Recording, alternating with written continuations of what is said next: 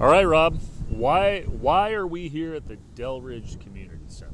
We're here at the Del Ridge Community Center, Chris, because this is the same park and play field where right down there is where I've taken my kids on their first swing set. We watched in amazement and awe at some of our neighbors here playing pickleball in the background. I've taught my kids to throw their first ball here. So this is Del Ridge, where I live, and this is a community recreational play area. This is the heart of why I'm running. This is where families come to congregate. This is where communities come to gather, and also an opportunity for us to do better for our unhoused neighbors who are parking along here, do better for the kids and families that come and use this space. Yeah, why run? Why run for city council? There's a lot of things you could do. Yeah, it's a great question. So for me, I'm running because, Chris, I'm just fed up with the nonsense as usual in Seattle City Hall. I am running because the stakes for this city, for my kids, I have 3 young kids. Stakes for this city, for my kids and kids across this city, have never been higher. And I'm running to truly prioritize public safety, action on homelessness, and then affordability. Are you the establishment guy? I mean, I noticed on your website a couple former mayors have endorsed you. Bruce Harrell seems to have backed you. You got corporate background. I mean, are you the establishment guy in this race? I would hardly call anything about me or my campaign establishment. I'm a grassroots, bottom-up, community-led organization campaign, community-powered campaign guy. I'm the candidate in this race who is actually going to bring about the type of change that I think people want to see. People now more than ever want to see action on homelessness. People are fed up with, unfortunately, the crime situation. So I'm the person that's consistent on public safety and here to bring about the type of change that people so desperately need right now. There was an unusual thing, though, that happened in this primary in your district, and that everybody that was running backed your opponent. Why is everybody backing your opponent? Why didn't you get anybody to support you? Yeah, it's a great question. So look, I'll be honest. I was just as shocked as everyone else was when that was released. And I clearly didn't win the high school popularity contest amongst the former candidates. But Chris, that's not why I'm running. I'm running because, like I mentioned a moment ago, the stakes for this city have never been higher. I'm running because the public safety situation, to be frank, is totally out of hand. And I'm running to do better for our unhoused neighbors. And turning our back on people suffering in these streets is not an effective policy solution. So, your opponent worked at Amazon, worked in big tech, took them on from the inside, said that her employer needed to do more. You've got a tech background as well. There's a question in the city of whether the biggest employers should be doing more, should be paying more of the jumpstart tax. Do you think that big tech in the city of Seattle should be doing more to make it a better city? Yeah, I have a big tech background too, and I'm not running away from it. I'm proud of my background. But I also have a strong government background, and a military background, and a community background as well. Chris, I'm the only one in this race who has actually written government policy and helped pass laws.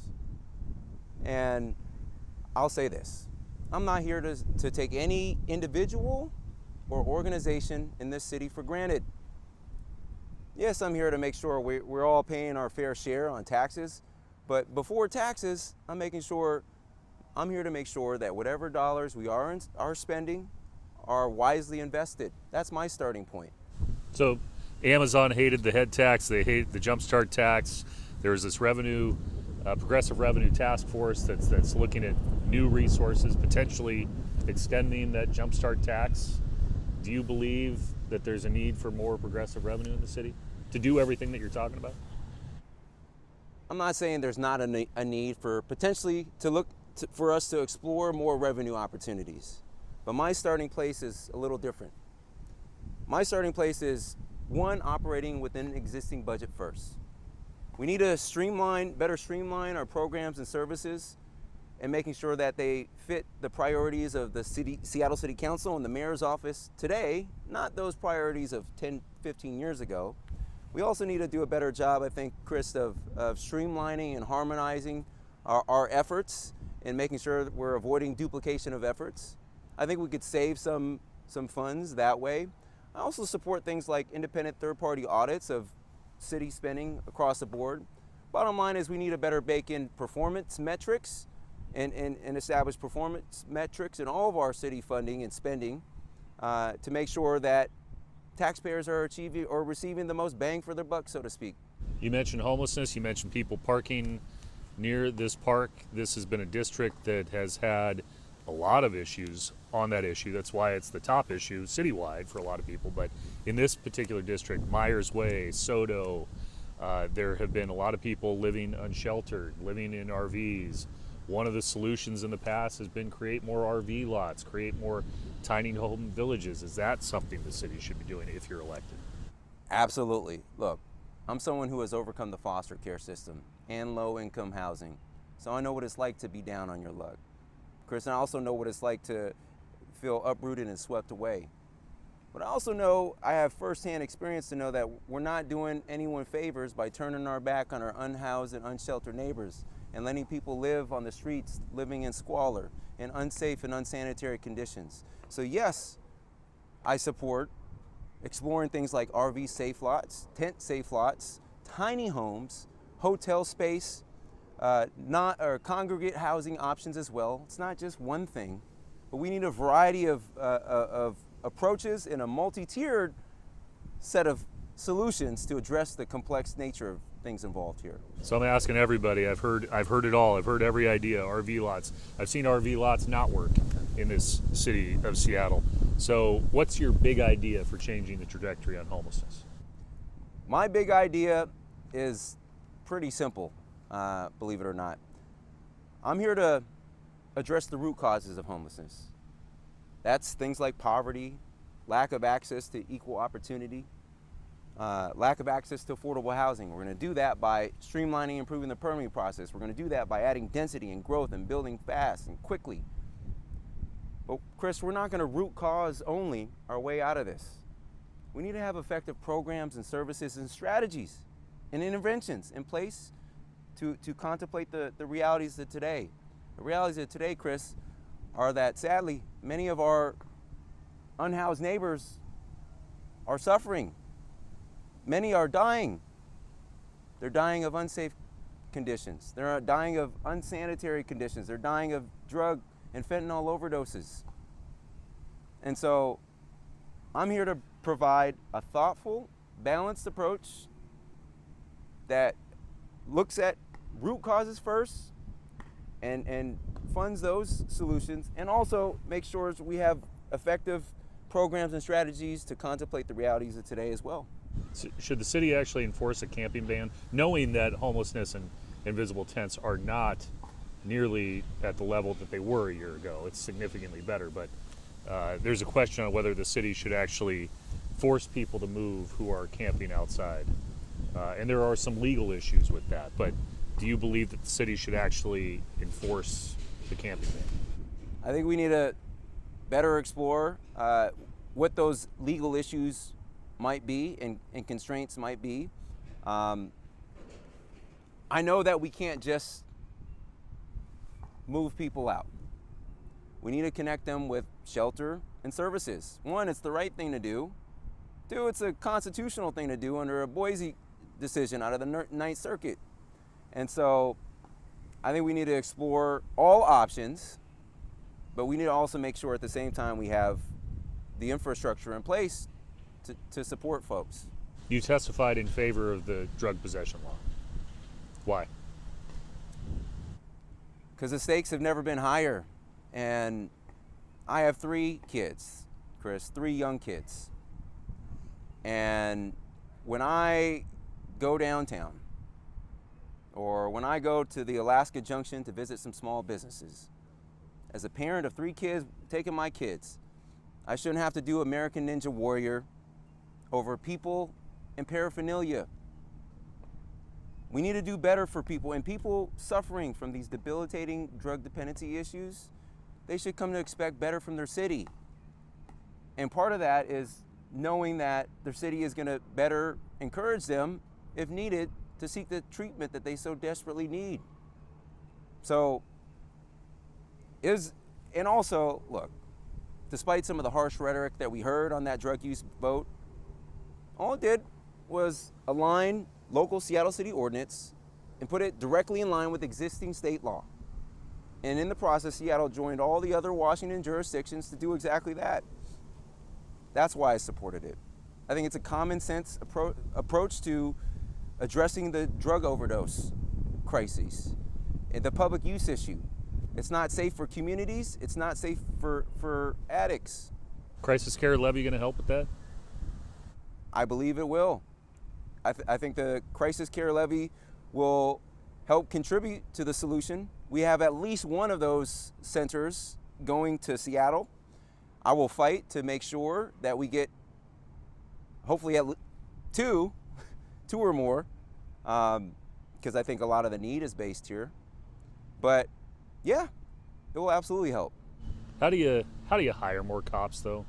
I know that you've talked about this in the past, that you want more cops, but you know, the city's incentive program is not. It's not like they're flying in here overnight to try and work for the Seattle Police Department. Yeah. So first off, let's talk about how we got here to begin with. Yeah, it's amid a national officer shortage, okay. Then there's some Seattle-specific things that we did to literally shoot ourselves in the foot to make the officer shortage worse, more specifically defund. Unlike my opponent who thinks that the defund vote was a good idea, I know it was a terrible idea. It's dangerous, and we're living through some of the consequences of that now. But how do we get there? Well, I think the number one thing we need to do to help get there is to make sure we get a new collective bargaining agreement in place with the Officers Guild. We're just not going to get to the staffing levels we need by hiring 100 or so new officers a year, rookies. Between that and attrition, we're just not going to, we need 300 to 600, estimates vary, but we need 300 to 600 more officers to make sure that people have the response times they need, to make sure that part of my plan, I want to restore good old-fashioned community-oriented policing initiatives, get cops out of their patrol cars and on foot patrols, bike patrols, more emphasis patrols, help us be more proactive and less reactive.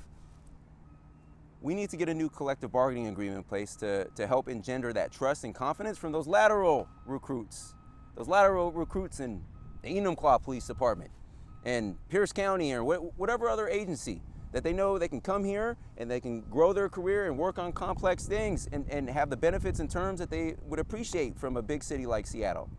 That's something I can help on if elected. So if elected, you potentially would be negotiating that guild contract. But how do you do that right now, given that the tenor again in this city has shifted in a way because of video of an officer making fun of a woman that was just killed by a police cruiser? Yeah, and I released a statement right after that happened. The only one in this race who called that out and recognized the need for reform and accountability for bad police officers in the city. I'm the only one. When individual officers like that make insensitive, crass remarks about that poor woman, one, it's highly inappropriate, but two, it erodes a significant amount of public trust and confidence in police and all of our public safety apparatus across the city. We can and must have reform and individual officer accountability. I've led a lot of that work already at the King County level. We'll continue and accelerate that work at the city level. But I just categorically, personally, I reject the paradigm that we either have officer accountability and reform, or we have policing and enforcement, or we have alternatives, so civilian-led responses. We can and must do all of those things. So what would have to get written into the new guild contract if you're elected? I think the number one principal item is I support civilian oversight of law enforcement. We don't live in a military junta. And so I actually led a lot of that work at the county level. The reason why I'm chief architect of the reason why, for example, the King County Civilian or Office of Law Enforcement Oversight has subpoena power that voters approve. So why? Because I believe in effective civilian oversight of law enforcement. So we need similar principles baked into this new collective bargaining agreement. You know, an issue in this district that a lot of people have been waiting really for decades now is light rail. You go back to the monorail and how that all fell apart. That was supposed to come to West Seattle. So Sound Transit has promised by 2032 a light rail line, but if you look at just their history in the last 5 years, they're not delivering on deadlines. If you're elected, how would you hold their feet to the fire to make sure that they actually get that light rail line to West Seattle by 2032? Yeah, I've reviewed the Sound Transit options, and all of them impact. We're in Del Ridge right now. All of them impact a lot of businesses and homes a few blocks north of here. But I'm not here to unwind existing work. We need, as long as we have effective anti-displacement strategies to protect those residents and to protect those businesses, we need to move forward. And so I'm here to help hold accountable, pay close attention, ask thoughtful questions, and hold organizations accountable for these results. Taxpayers can't continue to write blank checks. So I'm just here to prioritize outcomes and results over the business as usual blank checks. Is this fun yet? I mean, it's been the longest job interview, I'm sure, of your life. I love talking to people, Chris. I love talking to people, and I love listening to people's concerns. I'm a helper. I can't help myself but to help. I can't help myself but to serve. And I've served this country in uniform for 10 years. And in the last 10 years, then I went to law school. In the last 10 years, I've been a business lawyer. And through it all, I've served on nonprofit boards and government boards and commissions. And I made it my mission in life to help more people from disadvantaged backgrounds and communities like the ones I come from as a former foster kid, like the ones that I come from as someone who overcame public housing and free and reduced lunch. I can't help myself but to help. And this is, at its very core, this job is about helping people in service. And I aspire to be the best servant leader I can be. And if I do my job right, people will forget about me. Many people will forget about me, because I'm going to be a supporting actor, not the main stage. Well, Rob Saka, thanks for hanging out with me, sitting down with me on a fall, somewhat sunny day. Thank you, Chris, for the opportunity to be here. Yeah, I really appreciate it.